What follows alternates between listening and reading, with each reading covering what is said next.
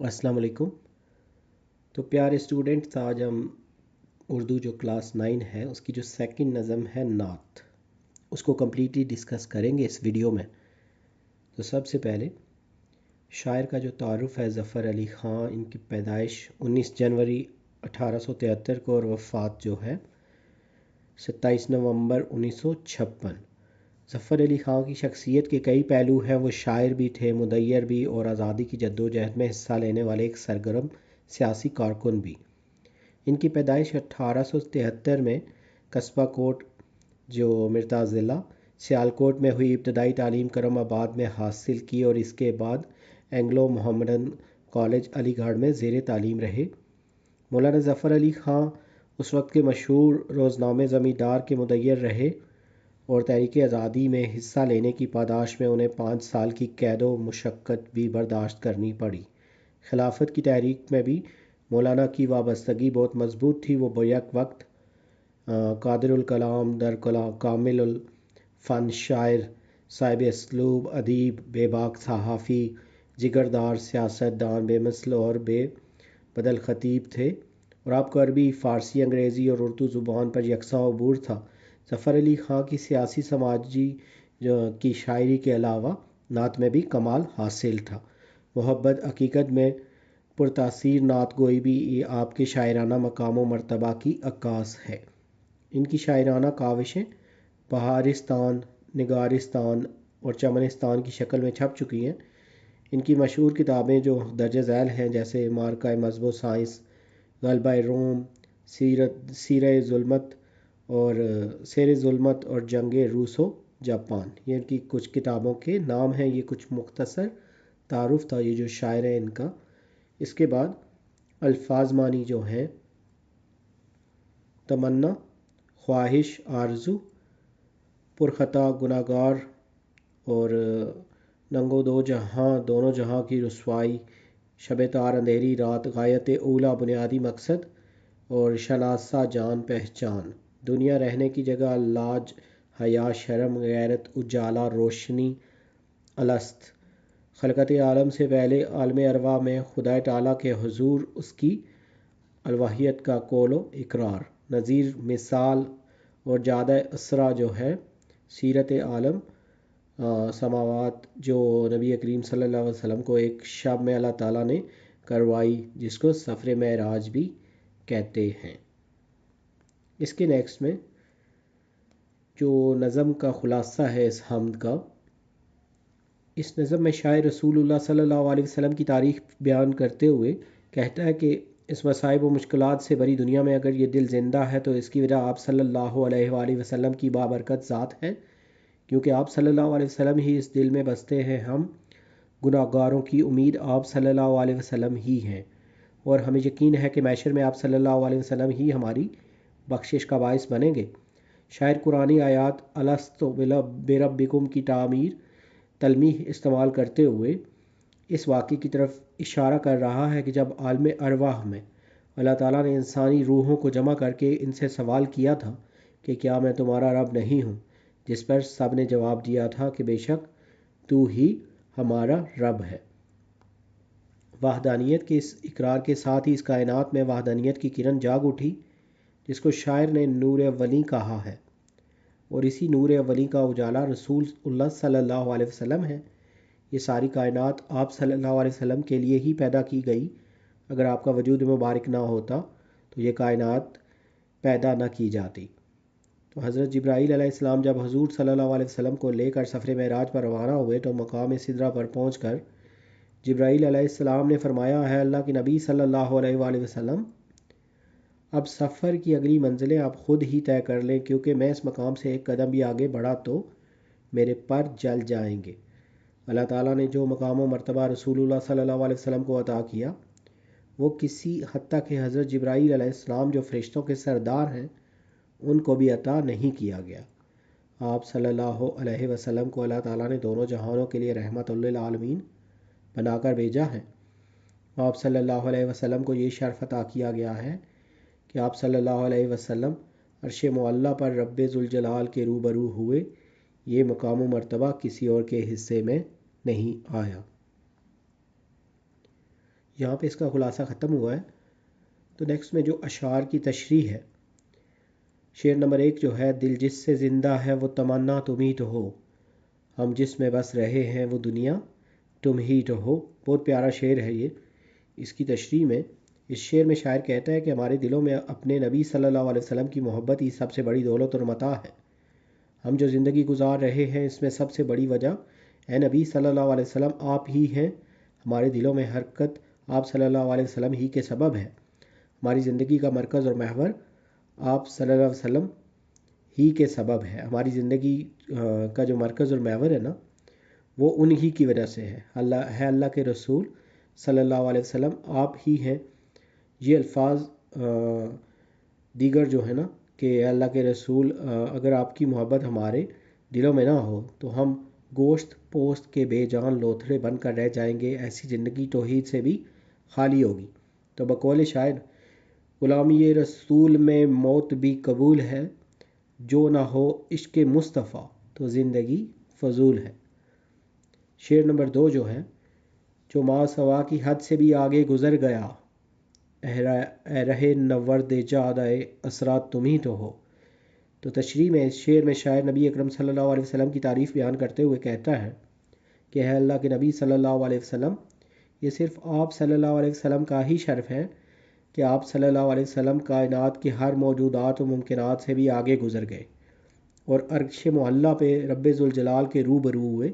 انہوں نے جب اللہ تعالیٰ سے ملاقات کی معراج میں، تو شاعر اس شعر میں در حقیقت آپ صلی اللہ علیہ وسلم کے سفر کا ذکر کر رہا ہے، جس میں حضرت جبرائیل علیہ السلام آپ صلی اللہ علیہ وسلم کو مسجد حرام سے مسجد اقصیٰ اور پھر وہاں سے آسمانوں پر لے گئے.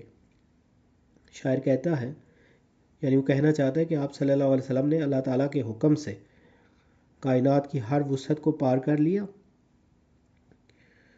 اور یہ سارا کچھ رات کے کچھ حصے میں ہوا. آپ صلی اللہ علیہ وسلم کے علاوہ یہ شرف، یہ مقام و مرتبہ اور کسی کو حاصل نہیں ہو سکا.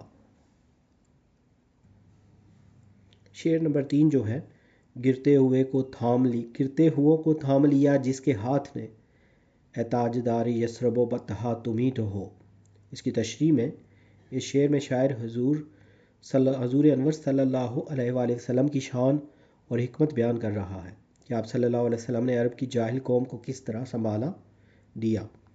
اور عرب کے لوگوں بتوں کو پوجتے تھے. دنیا کی تمام برائیاں ان میں موجود تھیں، بلکہ ان میں ایسی بھی برائیاں تھیں جو کسی قوم میں نہیں تھیں. لیکن آپ صلی اللہ علیہ وسلم کی صداقت، امانت، حکمت، دانشوری اور سب سے بڑھ کر نبوت اور رسالت کی برکت سے اس قوم کو پوری دنیا کی سلطنت حاصل ہوئی. ہے مدینے اور مکے کے بادشاہ اور تاجدار. یہ سب کچھ عرب قوم کو آپ صلی اللہ علیہ وسلم نے عطا کیا. آپ ہی جو بے عمل لوگ تھے ان کو تقویٰ کے اعلیٰ درجے پر فائز کر دیا آپ نے، اور حضور صلی اللہ علیہ وسلم کی تعلیمات پر عمل پیرا ہو کر ایک جاہل قوم دنیا کے ہر میدان میں آگے نکل گئی.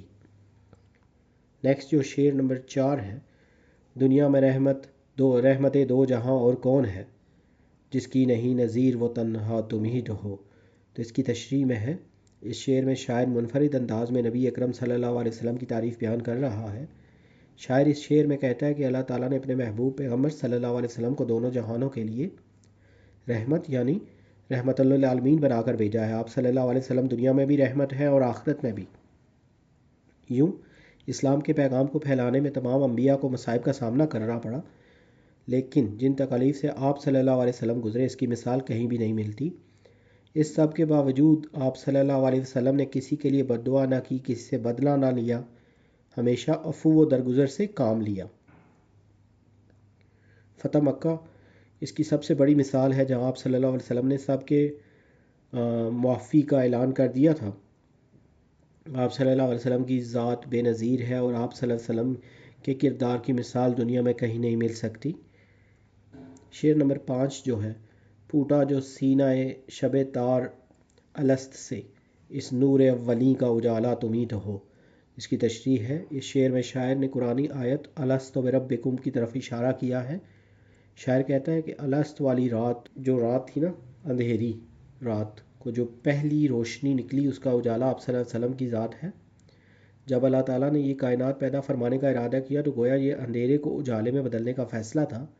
مطلب یہ ہے کہ اگر اللہ تعالیٰ نے آپ صلی اللہ علیہ وسلم کو نہیں پیدا فرماتا تو کوئی چیز بھی پیدا نہ فرماتا۔ شاعر یہی کہہ رہا ہے کہ آپ صلی اللہ علیہ وسلم کی پیدائش کے نور ہی سے ہر طرف تخلیق کا اجالا پھیلا ہے، جیسا کہ روایت ہے لو لاک لما خلقت الافلاق۔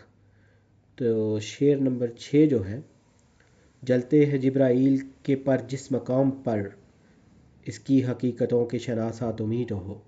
تو اس شعر کی تشریح میں، شعر میں شاعر واقعہ معراج کی طرف اشارہ کرتے ہوئے کہتا ہے کہ اے لوگو، تمہارے نبی، ہمارے جو نبی صلی اللہ علیہ وسلم کی یہ شان ہے کہ فرشتوں کے سردار کے جہاں بازو یا پر جل جاتے ہیں نا، ہمارے نبی صلی اللہ علیہ وسلم تو اس مقام سے بھی آگے تشریف لے گئے، جبکہ جبرائیل علیہ السلام سدرۃ المنتہا پر جا کر ٹھہر گئے اور فرمایا کہ میں آگے نہیں جا سکتا۔ جبرائیل علیہ السلام نے حضور صلی اللہ علیہ وسلم سے عرض کی، یا رسول اللہ، اگر میں اس مقام سے ذرا برابر بھی آگے گیا تو میرے سارے پر جل جائیں گے، کیونکہ سدرۃ المنتہا کے بعد اللہ تعالیٰ کی خاص جلوے ہیں جنہیں میں برداشت نہیں کر سکتا۔ شاعر نے اس شعر میں صنعت تلمیح کا استعمال کیا ہے، اس کے علاوہ صنعت تجنیس بھی واضح ہے۔ اس شعر میں ایک لفظ پر آیا ہے جس میں ایک پر کا مطلب ہے جبرائیل علیہ السلام کے بازو، جبکہ دوسرا پر جو ہے وہ بطور حرف جار یعنی پریپوزیشن استعمال ہوا ہے۔ صنعت تجنیس کا مطلب ہے شعر میں ایک لفظ کم سے کم 2 مرتبہ اس طرح استعمال ہو کہ اس لفظ کا تلفظ یا املا تو ایک ہی ہو مگر اس لفظ کا مطلب الگ الگ ہو۔ شعر نمبر 7 جو ہے، سب کچھ تمہارے واسطے پیدا کیا گیا، سب غایتوں کی غایت اولا تم ہی تو ہو۔ اس کی تشریح میں، شعر میں شاعر اس روایت جو کہ لولاک لما خلقت الافلاق، جس میں اللہ تعالیٰ فرماتا ہے کہ اے محبوب، اگر میں تمہیں پیدا نہ فرماتا تو یہ کائنات بھی نہ بناتا۔ مطلب یہ ہے کہ اپنے نبی صلی اللہ علیہ وسلم، اللہ تعالیٰ نے پوری کائنات اور جو کچھ اس میں ہے سب آپ صلی اللہ علیہ وسلم ہی کے لیے، آپ صلی اللہ علیہ وسلم ہی کی وجہ سے تخلیق کیا گیا ہے۔ یہ کائنات صرف اور صرف آپ صلی اللہ علیہ وسلم کے لیے ہی وجود میں آئی ہے۔ اے اللہ کے رسول صلی اللہ علیہ وسلم، آپ کائنات کے اس گلشن کے سب سے حسین پھول ہیں۔ تو جیسے شاعر کا کہہ رہا ہے نا، بعد از خدا بزرگ تو ایک قصہ مختصر۔ تو یہاں پہ یہ جو تشریح ہے یہ کمپلیٹ ہوئی ہے۔ نیکسٹ میں جو مشق ہے نا، مشقی سوالات وغیرہ، تو اس میں پہلے یہ کچھ اشعار دیے گئے ہیں نا، درج ذیل اشعار پڑھ کر سوالات کے جوابات دیں۔ تو یہ اسی نعت سے ہیں ریلیٹڈ۔ تو ان شعروں کے نیچے یہ کوئی کوشچن لکھے ہوئے ہیں۔ تو سوال نمبر 1 جو ہے، نور اولی کا مفہوم بیان کریں۔ تو نور اولی کا مطلب ہے سب سے پہلا نور یا روشنی، یا شاید اس سے مراد یہ ہے اللہ تعالیٰ کی بابرکت ذات نے جب عالم ارواح میں روحوں سے وحدانیت کا اقرار کروایا تھا تو اس سے اس کائنات میں وحدانیت کی کرن جاگ اٹھی، اور اسی کو شاعر نے نور اولی کہا ہے، اور اسی نور اولی کا اجالا رسول اللہ صلی اللہ علیہ وآلہ وسلم ہے۔ نیکسٹ جو کوشچن ہے، پہلے شعر کے پہلے مصرے میں کس واقعے کی طرف اشارہ ہے؟ یہ جو شعر دیے ہوئے نا، ان میں سے جو پہلا شعر ہے، تو شاعر پہلے شعر میں مصرے میں قرآنی آیت الستو بربکم کی تلمیح استعمال کرتے ہوئے اس واقعے کی طرف اشارہ کر رہا ہے کہ جب عالم ارواح میں اللہ تعالیٰ نے ان ساری روحوں کو جمع کر کے ان سے سوال کیا تھا کہ کیا میں تمہارا رب نہیں ہوں، جس پر سب نے جواب دیا تھا کہ بے شک تو ہی ہمارا رب ہے۔ تو نیکسٹ جو کوشچن ہے، دوسرے شعر میں جبرائیل کے پر جلنے سے کیا مراد ہے؟ تو اس کے آنسر میں لکھیں گے، دوسرے شعر میں حضرت جبرائیل علیہ السلام کے پر جلنے سے مراد یہ ہے کہ حضرت جبرائیل علیہ السلام حضور صلی اللہ علیہ وسلم کو لے کر جب سفر معراج پر روانہ ہوئے تو مقام سدرہ پر پہنچ کر حضرت جبرائیل علیہ السلام نے فرمایا، ہے اللہ کے نبی صلی اللہ علیہ وسلم، سفر کی اگلی منزلیں آپ صلی اللہ علیہ وسلم خود ہی طے کریں، کیونکہ میں اس مقام سے ایک قدم بھی آگے بڑھا تو میرے پر جل جائیں گے۔ شاعر کہتا ہے کہ اللہ تعالیٰ نے جو مقام و مرتبہ رسول اللہ صلی اللہ علیہ وسلم کو عطا کیا وہ اور کسی حتیٰ کہ حضرت جبرائیل علیہ السلام جو فرشتوں کے سردار ہیں ان کو بھی عطا نہیں کیا۔ نیکسٹ جو کوشچن ہے، تیسرے شعر کا مفہوم اپنے الفاظ میں لکھیں۔ تو اس کی جواب میں، اس شعر میں شاعر اس روایت لو لاک لما خلقت الافلاق، جس میں اللہ تعالیٰ فرماتا ہے کہ اے محبوب، اگر میں تمہیں نہ پیدا فرماتا تو یہ کائنات بھی نہ بناتا، مطلب یہ ہے کہ اپنے نبی صلی اللہ علیہ وسلم نے پوری کائنات اور جو کچھ اس میں ہے سب آپ صلی اللہ علیہ وسلم ہی کے لیے ہے، آپ صلی اللہ علیہ وسلم ہی کی وجہ سے تخلیق کیا گیا ہے، یہ کائنات صرف اور صرف آپ صلی اللہ علیہ وسلم کے لیے ہی وجود میں آئی ہے۔ اللہ کے رسول صلی اللہ علیہ وسلم آپ کا کائنات کی اس گلشن کے سب سے حسین پھول ہیں۔ نیکسٹ جو کوشچن ہے، نعت میں بیان کیے گئے اوصاف حمیدہ میں سے کسی ایک صفت پر خیالات کا اظہار کریں۔ تو بہت سی صفات بیان کی گئی ہیں، تو ان میں سے آپ کسی پہ بھی لکھ سکتے ہیں۔ تو یہاں جواب میں رحمت العالمین کی جو صفت ہے اس پہ کچھ اظہار خیال کرتے ہیں۔ اللہ تعالیٰ نے اپنے محبوب صلی اللہ علیہ وسلم کو دونوں جہانوں کے لیے رحمت یعنی رحمت للعالمین بنا کر بھیجا ہے۔ آپ صلی اللہ علیہ وسلم دنیا میں بھی رحمت ہیں اور آخرت میں بھی۔ یوں اسلام کے پیغام کو پھیلانے میں تمام انبیاء کو مصائب کا سامنا کرنا پڑا، لیکن جن تکالیف سے آپ صلی اللہ علیہ وسلم گزرے اس کی مثال بھی نہیں ملتی۔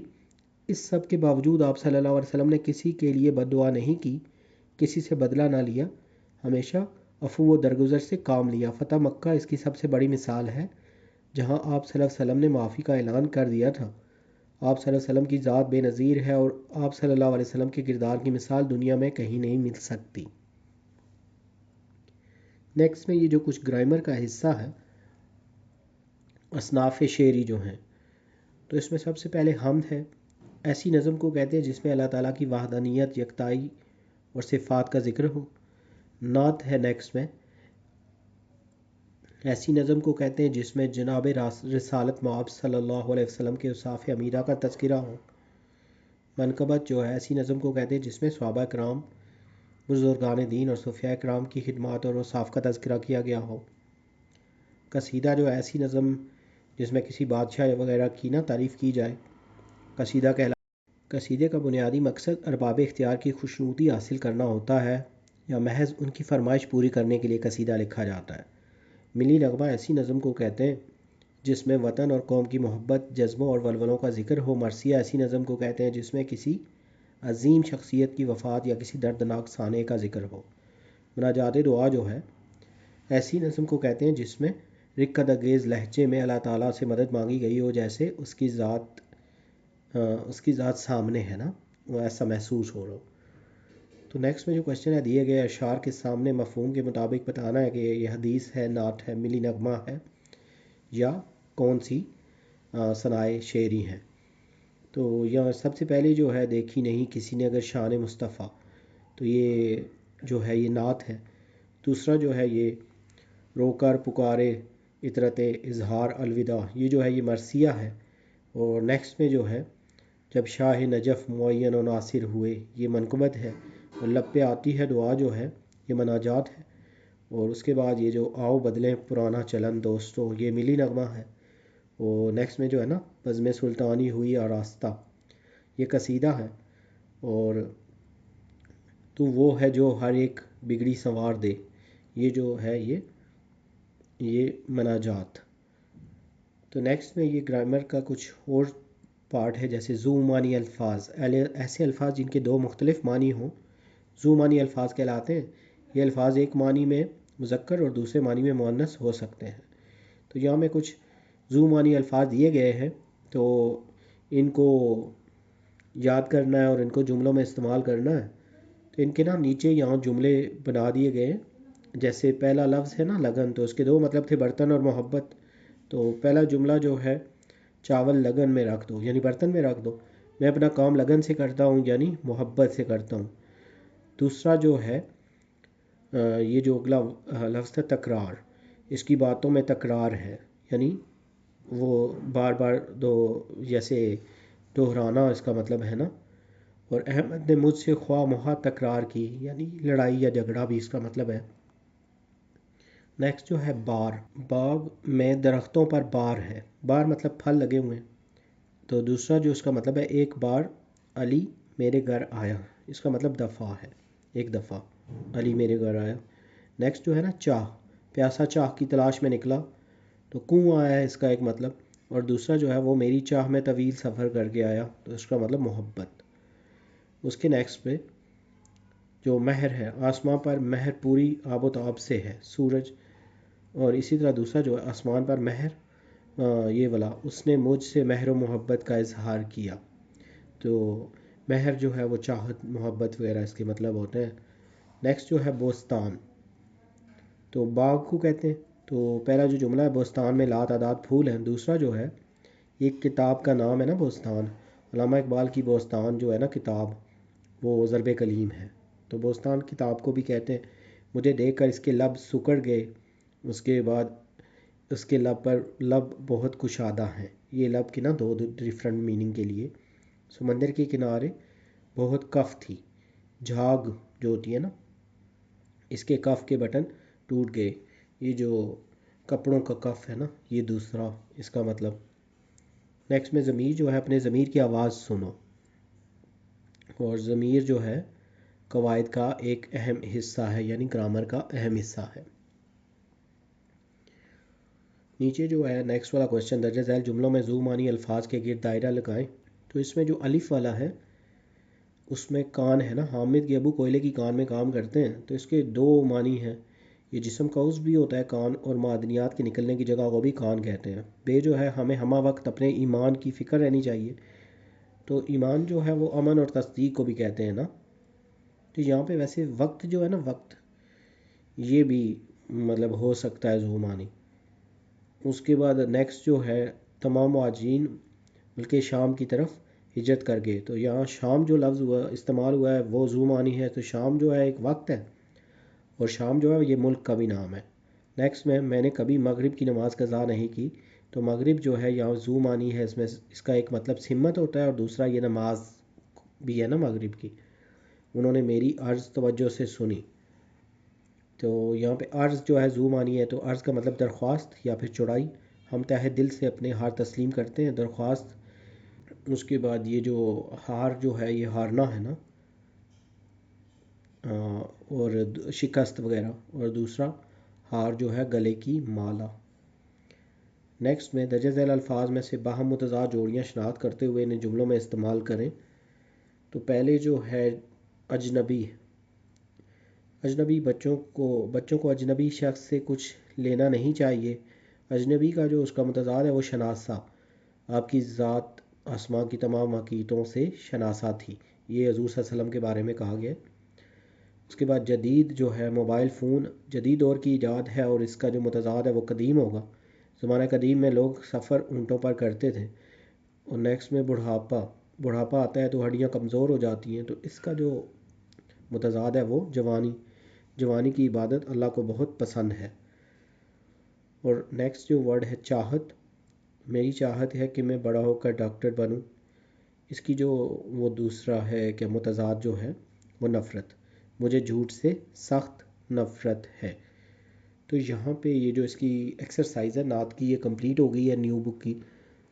آپ کو اگر مزید ویڈیوز ضرورت ہے اس سبجیکٹ کے لیے تو ہمارے چینل کی جو پلے لسٹ ہے اس بک کی، آپ وہاں سے ہیلپ لے سکتے ہیں. امید ہے یہ ویڈیو آپ کی ایگزام کی پریپریشن کے لیے ہیلپ فل ہوگی. جلد نیو ویڈیو میں نئے لیکچر کے ساتھ ملیں گے. Have a nice time.